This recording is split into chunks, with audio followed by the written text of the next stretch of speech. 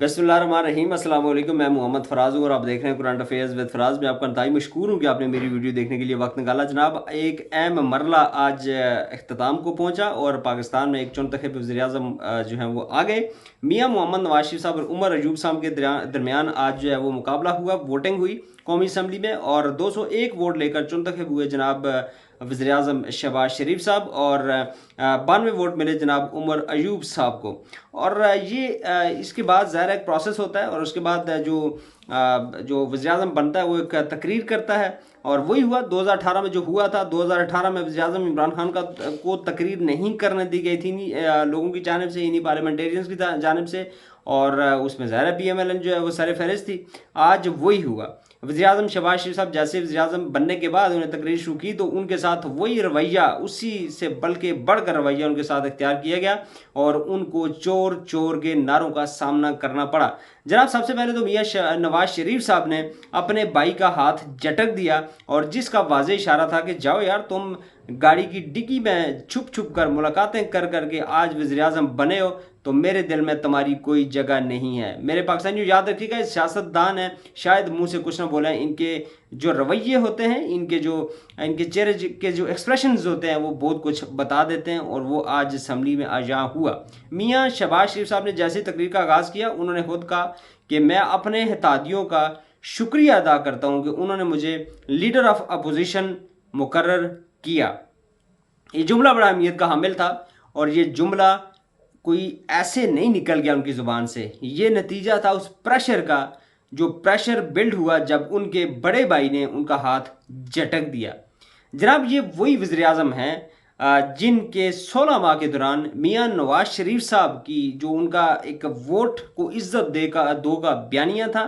और बड़ा पॉपुलर बयानिया था। इमरान खान साहब की हुकूमत में जो उनका वो बयानिया था उसको बड़ा जो है वो अग्रेसिव बयानिया था, उसको बड़ी पॉपुलैरिटी हासिल थी, उसको काफ़ी ज़्यादा जो है वो अहमियत हासिल थी और एक्सपेक्टेड यही था कि अगर ये 16 महीने के जो वज़ीर-ए-आज़म ये मियाँ शहबाज शरीफ साहब आए थे,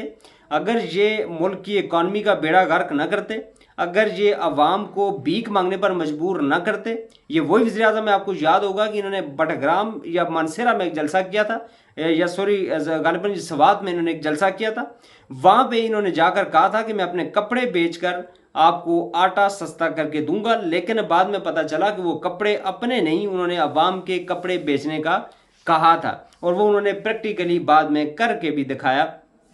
जनाब, ये वही वज़ीर-ए-आज़म है, जब इन्होंने हुकूमत ली थी तो उस वक्त पाकिस्तान के ख़जाने में 22 अरब डॉलर पड़े हुए थे और जब ये गए हैं तो उस वक्त पाकिस्तान के ख़जाने में गालिबन if I am not wrong 3 से 4 अरब डॉलर पड़े हुए थे और रिकॉर्ड कर्जे भी लिए गए 16 महीनों के दौरान और पाकिस्तान की मईशत का बट्ठा बैठा दिया गया। और यही वो बात थी जिस पर मियाँ नवाज शरीफ साहब इनसे नाराज़ थे, बल्कि उन्होंने शुरू में इनसे कहा था कि आपने हुकूमत को आगे लेकर नहीं चलना, आप आएँ, इलेक्शन की जो EVM जो शुरू कर दी थी इमरान खान साहब ने उसको ख़त्म करें ताकि हम जाली वोट बाद में कास्ट कर सकें। चूँकि ज़ाहिर है अगर वो वोटिंग का सिस्टम एक आ जाता, एक ऑनलाइन वोटिंग का जो एक निज़ाम मुतारिफ़ करवाया था इमरान खान ने, अगर वो हो जाता तो फिर ये जाली वोट और ये जो फॉर्म 45 वाले जो लोग जीते हुए थे उनको हराकर फॉर्म 47 के ज़रिए ये जो चुनतखब करवाया गया वज़ीर-ए-आज़म शहबाज शरीफ साहब को, ये नहीं होना था। मियाँ नवाज शरीफ साहब ने ये कहा था कि आप EVM ख़त्म करें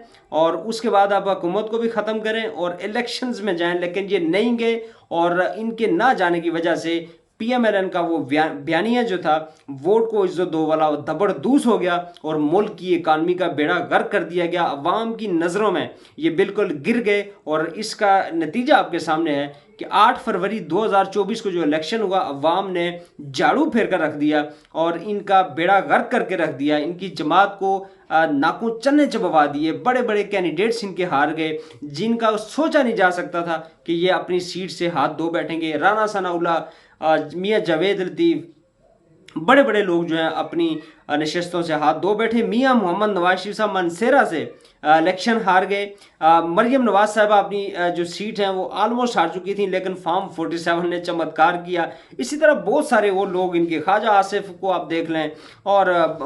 तकरीबन इनके सारे बड़े जो लोग हैं, बड़े जो कैंडिडेट्स थे वो सारे के सारे फॉर्म 47 के मुताबिक जीते। और यही वो रंज था जिसकी बुनियाद पर मियां नवाज शरीफ साहब ने उनका हाथ झटक दिया। उसके बाद मियां शहबाज शरीफ साहब ने एक लंबी चौड़ी तकरीर की और वही भाषण जिस तरह वो देते हैं, जिसके लिए वो मशहूर हैं, भाषण देने के बाद उसके बाद जब उमर अयूब साहब ने तकरीर की तो उन्होंने सारा हिसाब बराबर कर दिया। उमर अयूब साहब ने 2 साल में जो कुछ उनके साथ होता रहा, पाकिस्तान तहरीक इंसाफ के साथ जो कुछ होता रहा, सारे का सारा खोल कर रख दिया और चट्टा बट्टा इनकर खोल कर ईवान के सामने रख दिया। जनाब इस दौरान बड़े कुछ अजीबो गरीब से चीज़ें भी हुई। अता ताड़र बार बार बचे आज, और शेर अफजल मरवत साहब जो हैं वो उनको उनके दरमियान हाथापाई हुई। अता तारड़ साहब ने कोई गैर मुनासिब गुफ्तगू की नाम लेकर इमरान खान का, जिसके ऊपर शेर अफजल मरवत साहब उनके दरमियान हाथापाई हुई और शेर अफजल मरवत साहब के दरमियान और इनके दरमियान जो है वो बीच बचाव करवा दिएगा। लेकिन शेर अफजल मरवत साहब ने वाज़ेह तौर पर यह ऐलान किया कि अगर अता तारड़ आइंदा इस तरह की ज़ुबान इस्तेमाल करेंगे तो मैं उनका ट्रीटमेंट करूंगा, और उस ट्रीटमेंट के लिए वी आल नोज़ कि वो बड़े मशहूर हैं और वो ऐसा कर सकते हैं। दूसरी जानब जनाब शेर अफजल मरवत साहब ने जब तकरीर शुरू की तो उन्होंने स्पीकर साहब को 1 सेकंड के लिए भी अपने ऊपर से तवज्जो हटाने का मौका नहीं दिया, बल्कि एक लम्हे पे ऐसा महसूस हुआ कि स्पीकर साहब ने ऐसे मुड़ के जब देखा तो शेर अफजल मरवत साहब ने कहा कि जनाब आपकी तवज्जो दरकार है। ये बताने का मकसद ये है कि जिस असम्बली का आज आगाज़ हुआ है, जिस आज ऐवान का आज आगाज़ हुआ है, ये चलने वाला नज़र नहीं आता। अगले 6 महीने भी अगर ये हुकूमत निकाल जाती है तो ये इनके लिए माले गनीमत से बढ़कर मैं इसको कुछ तशबीह नहीं दे सकता। ये बहुत ज़्यादा इनके लिए जो है एक बहुत बड़ी अचीवमेंट इनकी होगी अगर 6 महीने भी ये निकाल जाते हैं। जिस तरीके की अपोजिशन इनको मिली है, जिस तरह के पढ़े लिखे लोग इनको मिले हैं और जिस तरीके से लॉजिक के साथ बात करने वाले लोग इनको मिले, इनके लिए मुश्किल होगा ये असम्बली चलाना। उमर अयूब साहब ने आज बड़ी तफसील से तोशा खाना के ऊपर बात की। उन्होंने तोशा खाना की घड़ियों का जिक्र किया जो शहबाज शरीफ साहब, नवाज शरीफ साहब और इनका ख़ानदान लेता रहा। इवन उन्होंने पाइन एप्पल का भी जिक्र किया कि ये पाइन एप्पल भी इन्होंने नहीं छोड़े और मुकदमा बनाते हैं इमरान खान के ऊपर। फिर उमर अयूब साहब ने एक गाड़ी का भी जिक्र किया जो कि तोशा खाना के कानून के मुताबिक गाड़ी कोई नहीं ले सकता। मियाँ नवाज शरीफ साहब 42 लाख की गाड़ी जो कि उस टाइम पे उसकी कीमत थी उसको 6 लाख में लिया। ये भी उमर अयूब साहब ने इनको आईना दिखाया। तो जनाब जो अपोजिशन इनको मिली है इनका चलना खासा मुश्किल नज़र आ रहा है। और इससे भी बढ़कर जो ख़तरनाक बात है इस मौजूदा हुकूमत के लिए, जो चुलतखब हुकूमत है, कि मौलाना फजल रहमान साहब जो कि जिनको कल बनाने की कोशिश की गई थी, मियाँ नवाज शरीफ साहब भी उनके पास गए थे लेकिन उन्होंने इस बात को नहीं माना, उनको कायल नहीं कर सके। और मौलाना साहब ने आज कराची में प्रेस कॉन्फ्रेंस की जिसमें उन्होंने आज वाज़ेह तौर पर कहा कि ये जो 2024 का इलेक्शन है, हमारे जहन में ये था कि 2018 का इलेक्शन जो है उसके अंदर बड़ी धांधली हुई थी, लेकिन ये जो 2024 का इलेक्शन है ये रिकॉर्ड पर है। ये रिकॉर्ड है एक कि जितनी बड़ी धांधली हुई है, ये अवामी हुकूमत नहीं है। मौलाना फजल रहमान साहब खुल कर कह रहे हैं कि ये अवामी हुकूमत नहीं है, अवामी मैंडेट के साथ ये हुकूमत नहीं आई, ये अवाम का मैंडेट चोरी करके ये हुकूमत आई और हम इसको नहीं मानते। मौलाना साहब ने लाने जंग कर दिया। उन्होंने कहा कि पूरे पाकिस्तान के अंदर हम जो एहतजाज करेंगे और ये जो मैंडेट चोरी किया गया इसके ऊपर अपना एहतजाज रिकॉर्ड करवाएंगे। दूसरी जानब जनाब आज न सिर्फ मौलाना फजल रहमान साहब ने वोट नहीं दिया, आज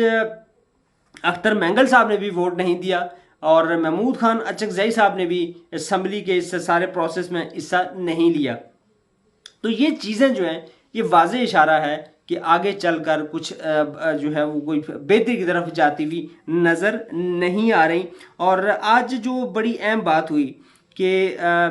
जो ज़िया साहब के बेटे हैं एजाज़ुल हक साहब, और मुझे बड़ी हैरानगी हुई वैसे कि एजाज़ुल हक साहब जब ये सारा पीटीआई का और ये सारा मामला चल रहा था 9 मई से पहले या गालिबन 9 मई के बाद, तो एजाज़ुल हक साहब बड़ी कोशिश कर रहे थे कि यार हम कोई बीच बचाव करें और मामले को सुलझाने की कोशिश करें। तो आज ज़िया साहब के बेटे ने शहबाज शरीफ साहब को वोट दिया और अपने वालिद साहब की जो मोहब्बत थी शरीफ बरादरान के साथ उसको ज़िंदा रखा और उसका एक दफ़ा फिर सबूत दिया कि हम अपने ले पाले लोगों को तनहा कभी नहीं छोड़ते। दूसरी जानब जनाब आज जमशेद दस्ती साहब ने पॉलिश की डिब्बी लहरा दी है असम्बली के अंदर। बिलीव मी, जस्ट इमेजिन कि ये पाकिस्तान की असम्बली है। इस असम्बली को जो है तकरीबन 6 करोड़ लोगों ने मुंतखब किया है और उन 6 करोड़ लोगों की ये जो मुंतखब असम्बली है इसके अंदर पूरा दिन पॉलिश की डिब्बियाँ चलती हैं, जूते लहराए जाते हैं, एक दूसरे के ऊपर जो है वो नारे कसे जाते हैं, एक दूसरे को चोर चोर की जो है वो अलकाबात से नवाजा जाता है, और एक दूसरे को अच्छे से अलकाबात भी बाज का उनसे भी नवाजा जाता है, जूते भी एक दूसरे को मारे भी जाते हैं, कागजात या जो एजेंडे के फॉर्म्स होते हैं उनको फाड़ कर एक दूसरे के मुंह पर मारा जाता है, फेंका जाता है। और हम ये कहते हैं कि यार हम एक एटमी मुल्क हैं, हम दुनिया की बड़ी ताकत अपने आप को मनाते हैं, और हम ये कहते हैं कि पाकिस्तान इस्लाम का कला है, ये हम क्लेम करते हैं। हालांकि जो हमारे ये हालात हैं, जो असम्बली के अंदर जो कुछ सारा दिन चलता है, ये हम देखते हैं टीवी की स्क्रीन पर, उसे वाज़ेह तौर पर यह नज़र आ रहा है कि पाकिस्तान इस वक्त अगर देखा जाए तो दुनिया में मुसलमानों में सब में तकरीबन अपने जो तौर अतवार हैं, अपने जो तरीक़ाकार हैं, अपने जो हमारे हालात हैं इस वक्त, उससे तकरीबन मुसलमानों का सबसे लोएस्ट तरीन कंट्री अगर कहा जाए तो ये गलत नहीं होगा। दूसरी जानिब जनाब इस्लामाबाद पुलिस ने एक और रिकॉर्ड कायम किया है, और जिस शख्स ने तोशा खाना वाली घड़ी ख़रीदने का दावा किया था, उस शख्स के बारे में तहकीकात से बात साबित हुई है, और ये इस्लामाबाद हाई कोर्ट ने इसके ऊपर फैसला भी दिया है कि वो शख्स जो है वो मुजरम है, वो भागा हुआ है पाकिस्तान से,